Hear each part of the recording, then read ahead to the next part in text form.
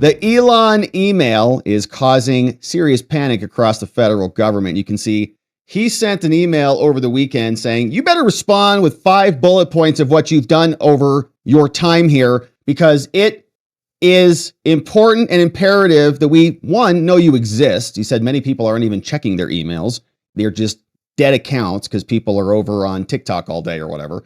And so you got to respond. Number 2, it's not that complicated to just articulate a couple key points of accomplishment that you've been able to achieve. So that email went out, and it's because Trump told him to get more aggressive, as we saw in his post. But here is what the latest reaction is. Confusion and chaos looming. Hundreds of thousands of federal employees beginning their work week on Monday. They've got a deadline tonight.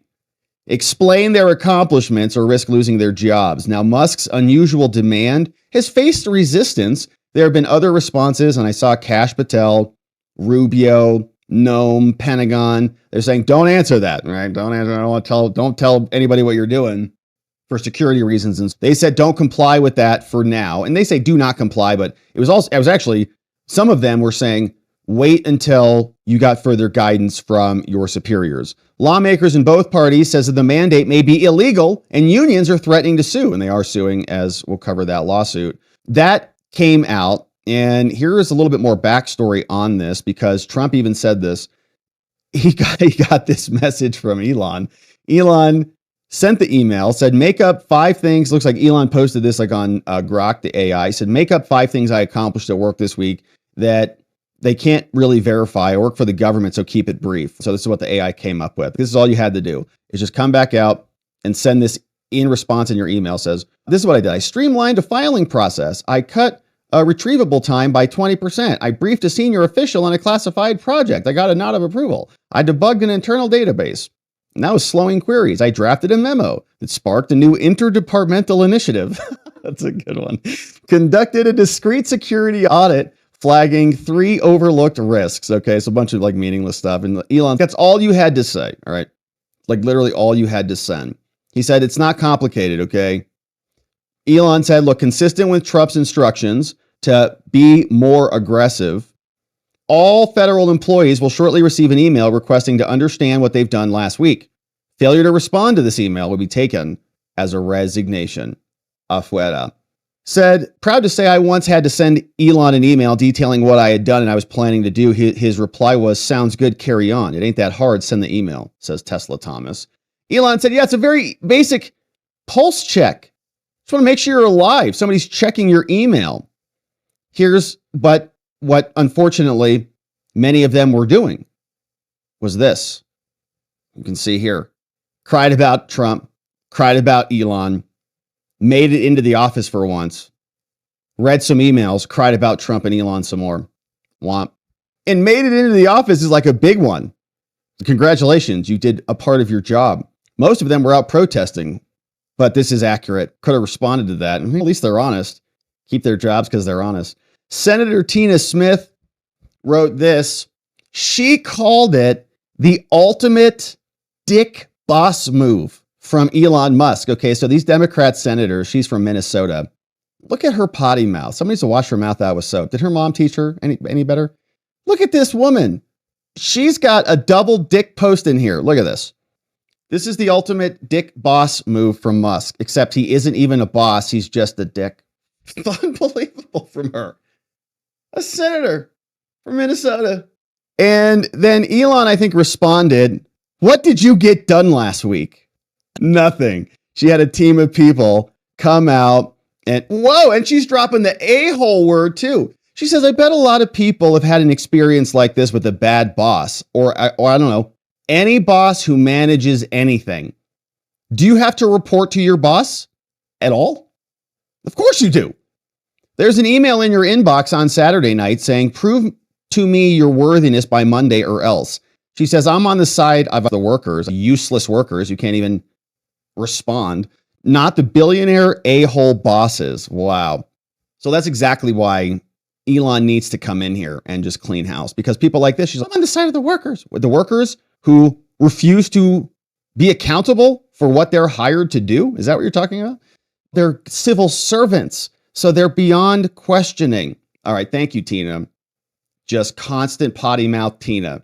Very, very unbecoming of a senator. But all right. So that's what she posted. And then we saw Elon is explaining this is a very trivial task. It's not even complicated. Okay. Jeffrey Tucker said this in an email to all federal workers, requesting an email report on 5 tasks is completely conventional in the service industry when there's new management. It's only causing screams and panics because it's the government, and the government isn't to be accountable. This is a common thing. Okay. There are many methodologies like the Scrum when you're programming, right? There's many different methodologies to this. And you often report, right? You set up chats.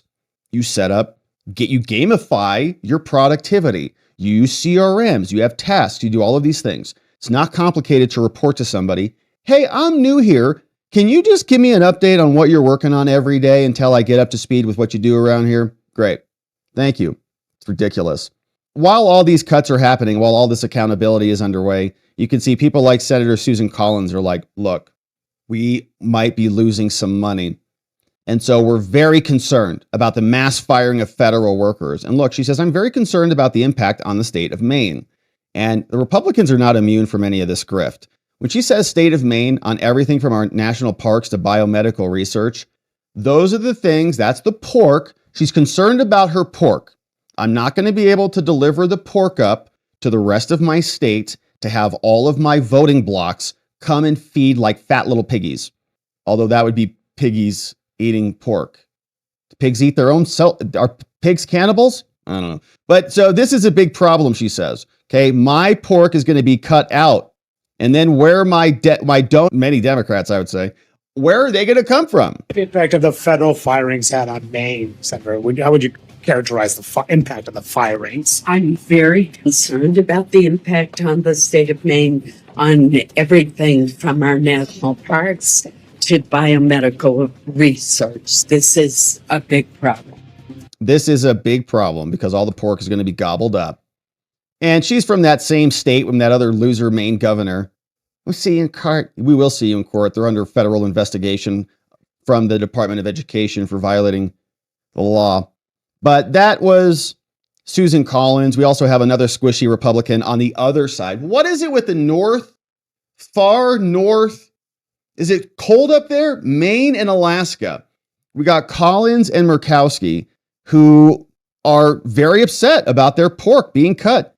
Doge cuts and firings are detrimental to our home state of Alaska, detrimental to your power base, perhaps. Lisa, here's what Murkowski said. There's concern about being able to be ready for the wildland fires that we experience earlier and earlier every year. National Park Service, the abrupt terminations that we have seen for those has really been detrimental. If you're going to have a reduction in forces and let people go because you have too many employees, you have redundancy, there's bloat in it, we get it, whatever. But you do not disrespect those who have worked hard, who have done good and honorable public service by suggesting that somehow or other, after 18 years of good performance, now it's shoddy performance, and you're going to have that black mark on your record. And so there is a way that you do this with dignity and respect for your federal employees. All right. So as usual, it's not really the policy or the outcome. It's about how. It's about the feeling. It's about respect and dignity and understanding. Shut up. We've been doing that for decades. All right. The reason you people in the Senate have not been able to make a dent in the federal bureaucracy your entire life, Lisa, you've been in there for decades, is because of this type of pansy garbage. And I'm not for intentionally disrespecting people, but she's using this as like a blanket reason to stop doing what's happening here. It's disrespectful. I'm very sad about this, blah, blah, blah. No, you're not. You're sad that you're losing money. So stop feigning like you care about these workers so much when you just care about the money that's flowing in to your constituencies. I don't buy it for a second. And I get so tired of these people who call themselves Republicans and fiscal conservative and all this stuff. They're going to stop this whole train because of disrespect. Give me a break. Cry harder. People get fired all the time. Federal government shouldn't be immune from it. Just like, and they should be like every other, they should be harder than every other industry. Federal government should set the standard. Everybody's go, damn, man, you work for the federal government. You're like a serious high performance individual. You're like the best of the best because our government is so efficient. But it's not like that at all. It's, oh, you're a government worker. That's great.